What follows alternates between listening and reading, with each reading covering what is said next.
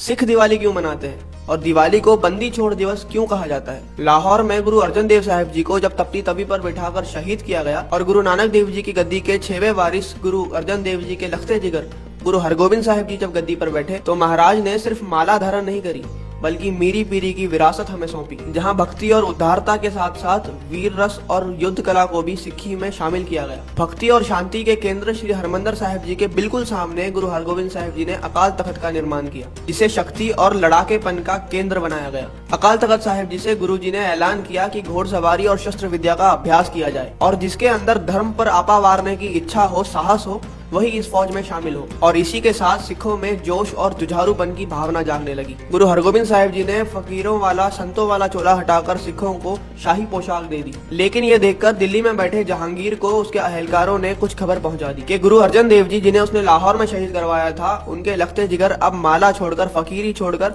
राजाओं वाली पोशाक धारण कर चुके हैं। तो जहांगीर ने वजीर खान नाम के अपने एक एहलकार को भेजकर हरमंदिर साहिब जी से गुरु जी को दिल्ली की तरफ न्योता दिया। बाबा बुड्ढा जी और बाकी सिखों से सोच विचार करके गुरु जी दिल्ली की ओर रवाना हुए। इतिहास ये कहता है कि जब गुरु हरगोबिंद साहिब जी को दिल्ली के तख्त की ओर जाते हुए वहां की प्रजा ने देखा तो बाअदब उनके शीश झुक गए, क्योंकि उस वक्त मुगल राज में किसी और को शाही ठाट बाट से रहने की इजाजत ही नहीं थी। जहांगीर ने गुरु साहिब को बराबरी का सिंहासन देकर दरबार में बिठाया और उनसे ज्ञान चर्चा करने लगा, लेकिन साथ ही वो एहलकार जिन्होंने जहांगीर को गुरु हरगोबिंद साहिब जी के खिलाफ खबर दी थी, उनके मन में ये डर उठने लगा कि कहीं जहांगीर गुरु साहिब के साथ मिलकर उनके खिलाफ कोई कार्रवाई न कर दे। तो चंदू और मुजफ्फर खान ने मिलकर एक बार फिर से जहांगीर के कान में कुछ भ्रम डाले और गुरु हरगोबिंद साहिब बादशाह जी को ग्वालियर के किले में भेज दिया गया। ग्वालियर का किला वो जगह थी जहां पर जहांगीर ने पहले से उन राजाओं को कैद कर रखा था जो कि दिल्ली तख्त के लिए खतरा साबित हो सकते थे। लेकिन उसके बाद इतिहास ये कहता है कि जहांगीर को हेलुसिनेशन होने लगे, उसे ये आभास होने लगे कि अगर गुरु हरगोबिंद साहिब जी को आजाद नहीं किया गया तो शायद उसकी जान चली जाएगी। वहाँ ग्वालियर के किले के बाहर भी सैकड़ों की गिनती में संगत गुरु हरगोबिंद साहिब जी के दर्शनों के लिए पहुंचने लगी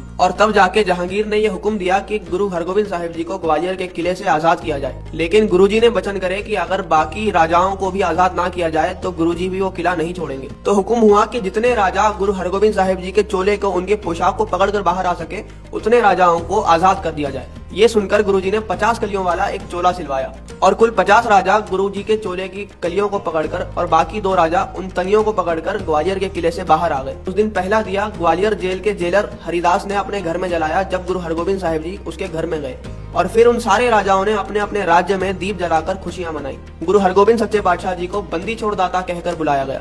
इसका एक अंतरीव भाव ये भी है कि अगर सच्चे गुरु को अपने जीवन को सौंप दिया जाए तो जीवन के सारे बंधनों से मुक्त हुआ जा सकता है। ऐसे गुरु को बल बल जाइए, आप मुकत मोहितारे।